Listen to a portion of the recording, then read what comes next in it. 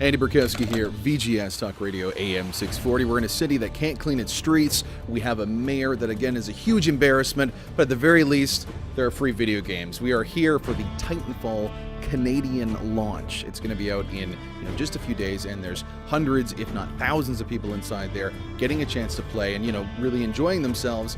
I'm going to go inside. I'm going to talk to someone from Microsoft. I'm going to play the game.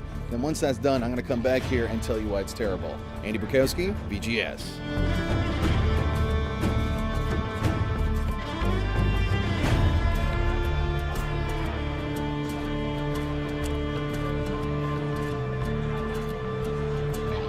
Andy Borkowski here, VGS Talk Radio AM 640. Today we're talking about one of the most highly anticipated games of the year, a console buyer for a lot of people, Titanfall. We're here in an exclusive Canadian launch of the game Titanfall, and we get to talk with a man from Xbox himself. Thank you so much for joining us. Really appreciate it. Not a problem. Thanks for coming. What can you tell us about this game? Hundreds of people are playing it today. Why should people pick it up in just a day's time? Well, you know what? Titanfall, since the E3 was announced, has been on the top of everyone's list in terms of that amazing new generation experience that not only does it look incredible, but really plays on the foundation of Xbox Live to bring people this really incredible multiplayer experience for the first time on Xbox One. You've had a lot of people play today for the very first time. What has been some of the sentiments that you've heard, that you've been able to talk to players? What are they saying about the game? People have been loving it so far. I think ultimately that first time that you see a Titan drop out of that sky, it grabs you and puts you in. You're in, you're sold. And then I think, just the fluidity of the gameplay, the incredible graphics, and the power of Xbox One really seal the deal as the must-own new generation game for. Absolutely. What does this game really mean for Microsoft and Xbox One? Because it's a huge title for a lot of people. Like I said, it's a console buyer. It's the people that this is what they've been waiting for before they get an Xbox One. What does it mean for the company?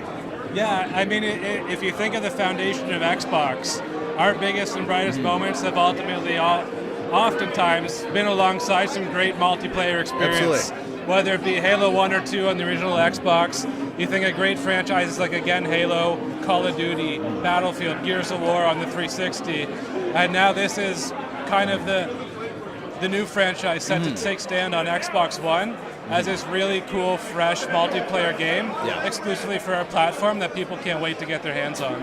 What does the Xbox One do that ensures that a game that is this fast, that is this robust, and is so focused on multiplayer, what are you guys doing to make sure that that multiplayer experience works, that there is that connectivity, that you can keep playing? What can the Xbox One do that maybe the Xbox 360 couldn't do, so now we can play a game like this? Yeah, from a console perspective, you see it running at 60 frames per second, so the hardware is doing a lot of work to make sure it looks smooth and plays crisp. From the back end and the Xbox Live perspective, did a lot of work with Respawn and EA during the beta we had about a month or so ago to do some testing on servers to make sure that people do have the best possible experience as they jump online and play with their friends come March 11th. Well, it seems to be, from what we've seen so far in the game, it's a much faster game than perhaps the first-person shooter we've seen in a very, very long time. How are players responding to the fact that it is similar in the way that you are playing a first-person shooter, but it's tweaked in a game that maybe we haven't played before? What has been that sort of experience? Yeah, you know what? It's fast, it's smooth, but I don't think it's twitchy. I think a lot of people have fun at various kind of skill levels. Certainly. There's a breadth of weapons that are suited to people who like to play different styles or different difficulty levels. And then I think burn cards are a neat feature that Respawn added. And then ultimately, a lot of people have some great fun with the Titans, whether they're in the Titan themselves or it's following along with them as an AI Titan. So there's a lot of different ways you can play, and then ultimately a lot of fun is when you're on foot and you take it vertical, and you see a lot of the pilot movements and how fluid that is as well. Very important with any multiplayer game when you have it that's this robust and it's the main focus of the game is that progression. What is the difference between me just jacking in and playing today versus 100 hours in? What will be offered that's a little bit different? I can't really speak to a lot of the progression details. Certainly. Unfortunately, you'd have to talk to Respawn and EA about that, but there is a progression system that you unlock different things as you go along. You saw some of that in the beta in terms of unlocking different weapons, components, and abilities as you get to different levels. And so it is incredibly important and is taken into account in this game to make sure that you have a reason to keep playing that is kept fresh in addition to all the content that comes in there right out of the gate. What about the actual event here today? Because we get a chance to see it. It's absolutely phenomenal. Walk us through what gamers, for the very first time in Canada, get to experience here and what you guys are offering. 'Cause it's really, really neat stuff. Yeah, it's a cool event. Anytime we at Xbox get to bring our gameplay experiences or entertainment experiences to life in Canada, we love to do that. Yeah. And so Titanfall is no different, being one of the most anticipated games for the platform. So, before it launches tonight at midnight, gamers are getting a chance to actually play the final version of the game. Yeah. They're getting to get some cool customized Titanfall t-shirts with their gamer tags. Special things right here. You can win some very, very cool stuff. Of course, they can win stuff. Yeah. People love their swag. And then we're also having some Skype calls via Xbox One with some developers and programmers back at Respawn to get a little more insight into what went into the game and some of the development behind it. That includes the game director, who we talked to on our show this week, shameless plug, VGS640toronto.com. Make sure you see that. Finally, again, thank you so much for inviting us here. It's an amazing event. Why do gamers need to pick up Titanfall? Why is it that much different? Well, I mean, we talked about it a lot through this conversation in terms of just... That one solid byline. Why they have to? Well, that one big reason. Titans. Titans. Pun There intended. You go. Pun intended. And so I think there's no better time if you're looking to get into the new generation. We have for a limited time, a Titanfall Xbox One bundle available that for $4.99 you're getting your Xbox One console as well as a copy of the game. So there's no better time to jump into Xbox One than there is now. You heard it right here. Titanfall launching Tuesday this week. Make sure you pick it up, and why not buy an Xbox One? Because you get the game for free, right? If you buy that particular package, essentially. I'm Andy Borkowski here, VGS Talk Radio, AM 640.